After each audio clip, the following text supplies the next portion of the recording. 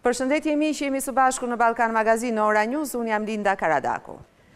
Sot do të flasim me kryetarin e komunës së Strugës, me zotin Ziadin Sela. Do të flasim për zhvillimet më të fundit në Maqedoni. Kemi pasur një incident në fshatin Goshinc të komunës së Likovës, është pranë kufirit me Kosovën, ku persona të armatosur, 10 persona të armatosur me emblema, me shenja të UÇK-s, kanë çarmatosur ushtar Maqedonas të Maqedonisë ishin në atë pjesë të kufirit, të zonës kufitare. Një incident për të cilin ka pasur reagime nga më të ndryshme, sigurisht që një pjesë e madhe kanë paralajmëruar kundër incidenteve të tilla që mund të dëmtojnë agjendën e shqiptarëve në Maqedoni.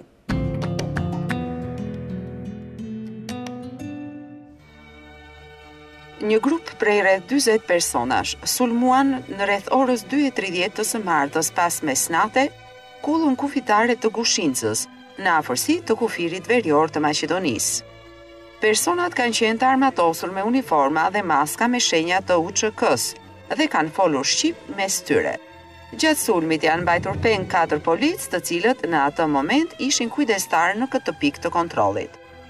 Zëdhënësi i Ministrisë së Brendshme të Maqedonisë, Ivo Kotevski, ka thënë se grupi armatosur është tërhequr më pas duke ju lënë afat gjysmore që edhe policët të linin pikën e kontrollit. Kryetari i komunës së Likovës, Sadullah Duraku, zyra e të cilit gjendet 10 kilometra larg nga vendi i incidentit, ka thënë se nuk ka informacione që persona të armatosur të kenë qëndruar në rajonin e Karadakut të Kumanovës. Ne si Këshill Komunal, ka thënë ai, do të kërkojmë që Ministria e Brendshme të ndriçojë këtë incident. Ai ka thënë gjithashtu se nuk kanë informacione që persona të armatosur të jenë vërejtur në fshat. Në këtë komunë nuk është paraqitur askush që të ankohet për një gjë të tillë, ka thënë zoti Duraku. Bashkimi Demokratik për Integrim, partia shqiptare në koalicionin qeveritar, ka reaguar duke thënë se incidenti dëmton rënd agjendën e shqiptarëve në Maqedoni. Ky incident dëmton agjendën e shqiptarëve në Maqedoni në veçanti dhe atë kombëtare në përgjithësi, ka thënë kjo parti. Bashkimi Demokratik për Integrim ka ftuar qytetarët që të mos shqetësohen dhe të mos bien pre e provokimeve të tilla. BDI ka kërkuar gjithashtu nga organet kompetente që të marrin përgjegjësi për të garantuar siguri për qytetarët dhe që të zbardhin këtë rast sa më parë. Ndërsa Partia Maqedonase VMRO-DPMNE ka dënuar atë që e ka quajtur akt terrorist, që sipas saj ka për qëllim destabilizimin e Maqedonisë. VMRO-DPMNE ka ftuar institucionet që në mënyrë të vendosur të veprojnë për të zbardhur këtë rast dhe për të siguruar ligjin, sigurinë dhe stabilitetin. Të gjithë bardhësit politik, individët dhe partitë duhet që në mënyrë të përgjegjshme të veprojnë në këto momente, të përmbahen nga manipulimet dhe të mos nxisin tensione për qëllime të ngushta, partijake dhe personale, ka thënë VMRO-DPMNE. Partia tjetër maqedonase, partia opozitare LSDM, ka dënuar sulmin në stacionin policor në Gushinc dhe ka thënë se incidenti është një skenar i përgatitur nga pushteti me qëllim shmangjen e pushtetarëve nga përgjegjësia penale. Nënkryetaria e LSDM-s, Frosina Remenski, ka thënë se të gjithë ata që ndihmojnë këtë skenar janë bashkëpunëtor në tentativën për shfaqësimin e pushtetit nga veprat e mundshme kriminale, që po zbardhen me anë të bombave të opozitës. Tentativa për të përfshirë Maqedoninë në konflikt etnik të paguar, drejtuar dhe iniciuar me vetëdijsi, skenar për shmangjen e pushtetit nga përgjegjësia penale, është akt tradhtar dhe antishtetror i të gjithë të përfshirëve kundër popullit dhe shtetit të vet, ka thënë Remenski. Ndërkohë lëvizja shqiptare Besa ka dënuar ashpër incidentin dhe i ka ftuar të gjitha subjektet vendore dhe ndërkombëtare që të punojnë për të qetësuar situatën dhe për të izoluar grupet destabilizuese. Lëvizja Besa ka thënë se vëre në këtë sulm një inskenim të radhës për zhvendosjen e vëmendjes dhe krijimin e gjendjes së tensionuar, që në fund kjo të kthehet në një përfitim politik për subjekte të caktuara në Maqedoni.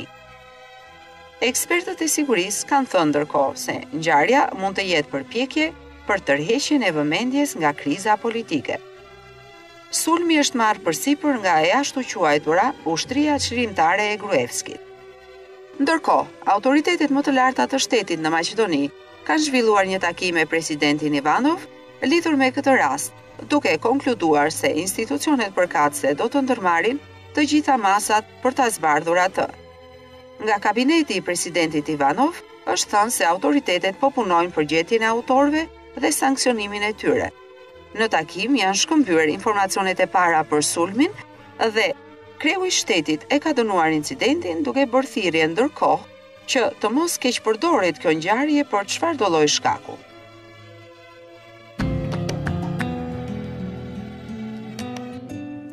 Zoti Sela, përshëndetje. Përshëndetje, Linda. Ju falenderoj shumë që jeni me ne në Ballkan Magazin për të folur për një çështje kaq të ndjeshme dhe kaq të ditës në Maqedoni. Faleminderit juve, është kënaqësi. Zoti Sela, sipas jush, çfarë ka ndodhur në të vërtetë në këtë incident në fshatin Goshin, sepse dëgjojmë informacione nga më të ndryshmet? Pak a shumë edhe ne i kemi të njëjtat informacione, sepse u shfrytzu momenti i një gjoja incidenti në fshati Goshinc dhe pastaj e komplet Plikova. Që është një komunë 100% me shqiptar, është në shtet rrethim, nga ana e forcave policore, kuptohet. Bëhet fjalë për një situatë e cila akoma është e paqartë, kuptohet, sepse momenti kur ndodh është momenti kur janë paralajmëruar edhe ca bomba nga lideri i opozitës në lidhje me situatën e përgjimeve, që do zbardhin procesin e montuar politik monstër që u bë kundër shqiptarëve, si pasojë së cilës 5 shqiptarë janë dënuar me burgim përjetësh. Ja. Dhe si mbazit gjasave pritet që tani përgjimët zbulojnë që ky proces gjyqësor ka qenë komplet i montuar dhe i motivuar politikisht, dhe akoma më keq, me qëllimin që të nxinë shqiptarët në rajon për gjoja terrorizëm dhe fundamentalizëm islamik. Zoti Zjadin, pse mendoni që akuzat zakonisht nga zyrtarët Maqedonas bëhen për shqiptar nga Kosova, për një UÇK të ardhur nga Kosova? Pse mendoni që shënjestër është Kosova në shumë raste të tilla incidentesh? Sepse ideja për t'i paraqit shqiptarët destabilizues rajonit dhe konfliktuos nuk është vetëm e klikës së Nikola Gruevskit, por është ide e kakmoçme dhe kjo është vazhdimi i politikave Slobodan Miloševićit, Vučićit dhe Nikolićit. Dhe nga ana tjetër tu vrehet impotenca e Bashkimit Demokratik për Lindrimin, e cila është pjesë e qeverisë dhe që pastaj bën ftesë të institucioneve. Mos prezenca e BDI-s ose prezenca e saj në qeveri vetëm për tender dhe përfitime materiale lejon që shqiptarëve të montojnë procese politike dhe në njëjtën kohë shqiptarët të nxihen në aspektin politik edhe si faktor destabilizues, sepse pozicioni i BDI-s është irelevant në qeveri. Nëse dikush ka drejtën, nëse dikush në rajon ka drejtën që të nisë dhe të kërkojë atë që i takon e kartën universale në fundit të drejta njeriu, këto janë shqiptarët, kudo që jetojnë ato. Edhe në Maqedoni, edhe në Lugin, edhe në Malzi, edhe gjithashtu. Sepse patjetër se duhet ta themi zëshëm se në është bërë një padrejtë e madhe historike, apo? Nga ana tjetër patjetër duhet ta themi zëshëm që nuk mund të pretendojnë më Maqedonasit, apo faktorin ndërkombëtar dhe gjithkusht tjetër që 30% e shqiptarëve në Maqedoni të kenë 30 herë më pak të drejta se serbët në Kosovë, të cilët janë vetëm 4% e popullatës. Nuk mund më të vazhdoj kjo lloj situate këtu. Po, zoti Zjadin, juve njiheni si kritik i të dyja partive të mëdha shqiptare në Maqedoni, qoftë i BDI-s, qoftë i PD-s. A mendoni ju që ka një alternativë të tretë dhe ku qëndroni ju në këtë alternativë të tretë? Për të vërtetën, unë po punoj në drejtim të krijimit të alternativës së dytë, sepse BDI-ja dhe PD-sha janë një, sepse nuk bëhet fjalë për alternativë të tretë. Gjithçka ka qenë një lojë e cila ka funksionuar, sidomos mbas 2008-s e këndej, në treshën Nikola Gruevski, Ali Ahmeti dhe Mendu Thaçi, të cilët që të tre janë pjesë e qeverisë. Ali Ahmeti dhe Mendu Thaçi bëjnë si rolin e grindavecit me njëri tjetrin, gjë janë shqetësuar shumë për popull, dhe nga ana tjetër konkurrojnë në qeveri kush bëhet pjesë më përpara pjesë e qeverisë. Unë e di që ata janë plotësisht të vetëdijshëm që duke bërë këtë konkurrencë njëri tjetrit, ato i konkurrojnë interesit dhe votuesit shqiptar këtu në Maqedoni. Ne po bëjmë opsionin e dytë, i cili menjëherë mbas zgjedhjeve do të jetë opsioni real. Shqiptarët duhet të fitojnë zgjedhjet këtu në Maqedoni dhe të mos bëhen pjesë e qeverisë, derisa përfundimisht nuk zgjidhen të drejtat e tyre. Dhe çfarë ofroni ju ndryshe nga BDI-a dhe PDSH-ja që do të jetë ndryshe, që do t'u jap shqiptarëve atë për cilën ka nevojë ose atë që ju është marrë, që keq përdoret, që do t'u jap të drejtat për cilat ju folët? Çfarë ofroni ju ndryshe? Zoti Zjadin, po. Pak më herët e thash, ne synojmë të fitojmë lëvizja për reformën e Partisë Demokratike Shqiptare, synon të arrijë një federalizëm jo territorial këtu në Maqedoni.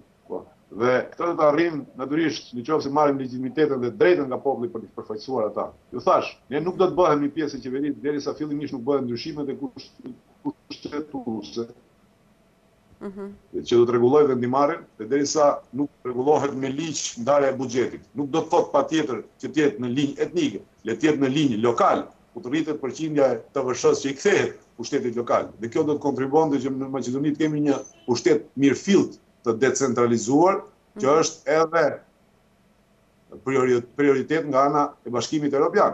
Përfaqësimin institucional ta rregullojmë ashtu siç duhet në mënyrë që mos tolerojmë tani tutje që njerëz të cilët duhen të nxjinë imazhin e shqiptarëve të inskrinojnë dhe të insulojnë situata si këto të cilët po shohim. Apeloj qytetarët që të ruajnë qetësinë, tregojnë maturi dhe të mos bëhen preje provokimeve dhe aventurave të ndryshme të cilët akoma nuk janë qarta se qëllim kanë.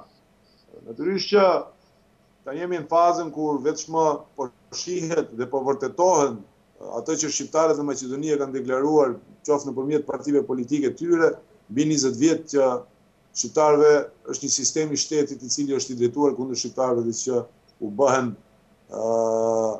proceset montuara politike të tyre.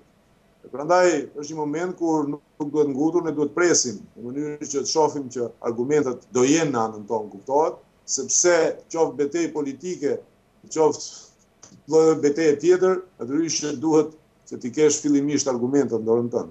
Ne jemi në fazën e ndërtimit të argumentave tonë politik, që janë në anën tonë të vërtetimit të tyre, do të pasojë faza e betejës mirëfillt politike, në partitë politike mirëfillta shqiptare, dhe që jo që janë në hipotek dhe pjesë të shantazhit që u kanë bërë partitë politike maqedonase, dhe pastaj në qoftë se edhe kjo fazë dështon pse jo, nuk përjashton edhe këto metode të tjera.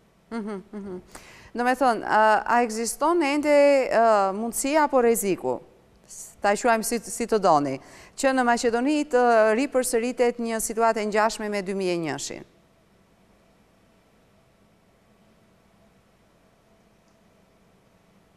Unë shpresoj dhe besoj që Maqedoni kur nuk do të ketë luftë. Maqedoni do të gjejmë gjuhën e përbashkët politike dhe do ta bëjmë më stabil këtë shtet, do ta shndrojmë në një shtet binacional, shqiptarëve dhe të maqedonasve. Këtë variant kur nuk do të ketë. Në qoftë se do të ketë, ndonjëherë, dhe kjo le të jetë apel edhe kundër atyre që guxojnë të lyjnë me marrëdhënie ndërtetnike, atëherë ta dinë që shqiptarët nuk do të ndalojnë. Që do me thonë, ekziston rreziku? Që do me thënë që ne nuk mund bëhemi pjesë e instruksioneve të ndryshme të fqinjve të cilët nuk na duan mirën dhe shfryzojmë për situatat e tyre politike konfliktin me shqiptarët dhe gjëra shqiptarët në fshatrat e tyre po sulmokan rajone policie e tjerë. Do të thotë që nëse duhet derdhin gjak, duhet derdhur aty ku duhet dhe për atë që duhet. Zoti Zjadin, ju jeni kryetari një komune që shpesh shihet me shumë interesim për shkak të përbërjes etnike që ka, me një popullsi shqiptare dhe maqedonase që është në fakt aty. Si e menaxhoni ju? Këtë duhet ta thonë qytetarët, ne kemi arritur deri tani që kemi një ambient të relaksuar, qoftë në aspektin etnik. I shohim qytetarët në bazë të asaj se të kujt përkatësi etnike janë. Por i shohim tjerë si qytetarët e cilët kanë nevoja për të realizuar, qoftë në aspektin e infrastrukturës, sepse duhet thënë diçka që pushteti lokal në Maqedoni është vetëm pushtet teknik dhe nuk është ajo që mendua që do decentralizohet me marrëveshjen e Ohrit, as pak nuk është centralizuar, por është i decentralizuar, por është komplet i centralizuar. Pra nuk ka funksionuar marrëveshja e Ohrit, thoni, në këtë pikpamje. Nuk ka funksionuar. Ka dështuar në çdo pikpamje, jo vetëm në këtë pikpamje. Çdo pikpamje ka dështuar. Dhe për fajt të kuj? Për fajt të kuj? Do me thonë, është vetëm Pala Maqedonase në këtë rast? Apo fajsoni edhe partitë shqiptare për dështimin e marrëveshjes së Ohrit? Pala Maqedonase çdo herë ka bë këtë, ka pamundsuar që të realizohen të drejtat shqiptarëve në Maqedoni. Pala Maqedonase vazhdimisht ka bërë atë që pamundson të realizohen drejtat e shqiptarëve, sepse ato duhet të kenë një koloni në kontrollin e tyre. Nga ana tjetër, fajin kryesor e shoh ke mungesa e këmbgulësisë së partive politike shqiptare që kanë qenë pjesë e koalicionit qeveritar. Sepse ne mund të ankohemi që po diskriminohemi në aspektin e buxhetit. Po nga ana tjetër, 24 vite Maqedoni të Pavarur nuk ka asnjë buxhet që nuk ka dhe votën e deputetëve shqiptarë që kanë qenë pjesë të përbërjes qeveritare. Njëta gjë edhe ne kemi nga 2008 ministrin e ekonomisë shqiptar, dhe zonat e lira ekonomike bëhen vetëm në Maqedoninë Dore që janë pastrave Maqedonës. Dhe ndërkohë që prej 2008 deri sot ministri i ekonomisë është ministri shqiptar. Dhe prandaj faji duhet pa fillimisht e vetë. Unë nuk pretendoj që të tjerët na rregullojnë problemet me të cilat ne përballemi. Dhe nuk pretendoj që tani e tutje ne të bëjmë kërkesa dhe të kërkojmë lëmosh të partitë politike Maqedonës. E drejta e një komi realizohet në momentin kur ai vetëdijsohet për një drejtë që duhet të ta ketë. Dhe këtë ai e vërteton nëpërmjet votës, ditën e zgjedhjeve, kur voton dhe legjitimon një platformë politike. Dhe prandaj kjo do të jetë çështja jonë, nuk do të ketë më kërkesa në momentin që do të marrim legitimitetin, por do të ketë kushte. Jo do të realizohet jo vetëm ato pika që ishin marrëveshjen e Ohrit, por edhe shumë pika tjera. Zoti Zjadin, një pyetje të fundit, të lutem. Si e shihni të ardhmen e Maqedonisë dhe marrëdhëniet ndëretnike në Maqedoni, veçanërisht midis shqiptarëve dhe maqedonasve? Maqedonia duhet të jetë shtet multietnik, shtet binacional. Saktë duhet të funksionojë mbi bazën e këtij principi, si shtet binacional, sepse ndryshe do të gjenerojë gjithmonë kriza. Prandaj ardhmja e Maqedonisë është shtet binacional, dhe nëse kjo s'do bëhet, shqiptarët do gjejnë forma dhe do gjejnë rrugën që të jenë akoma më mirë se sa brenda një shteti i cili do të jetë binacional. Ne jemi të hapur, jemi për të funksionuar Maqedonia kështu siç është, por jo si shtet nacional, por si shtet binacional ndërmjet shqiptarëve dhe maqedonasve, dhe kjo duhet reflektuar edhe në vendimmarrje, në formën e senatit ose dhoma dhe përfaqësues të kombeve, ose dhoma e lartë e parlamentit, dhe në gjuhën dhe në gjithë shka tjetër Maqedonia duhet të funksionojë si shtet binacional. Se në këtë formë do ta ketë zgjedhur edhe problemin që ka me emrin edhe me Greqinë. Okej. Zoti Zjadin, ju falenderoj shumë për këtë intervistë. Edhe për kohën tuaj. Faleminderit. Miqtë mi, ishim me zotin Zjadin Sela, është kryetari i komunës së Strugës. Folëm për incidentin më të fundit në Maqedoni në fshatin Goshinc të komunës së Likovës, ku personat armatosur me shenja të UÇK-s kanë hyrë dhe kanë çarmatosur policët në kufitar në një zonë pranë kufirit me Kosovën. Folëm edhe për marrëdhëniet midis shqiptarëve dhe maqedonasve, të ardhmen e Maqedonisë, kërkesat e shqiptarëve në Maqedoni dhe spektrin politik atje, atë çfarë kanë bërë dhe çfarë nuk kanë bërë partitë shqiptare deri tani në Maqedoni. Kjo ishte Ballkan Magazin për sonte. Unë jam Linda Karadaku, nga unë miru pafshim. Vazhdoni të qëndroni me programet e Ora News.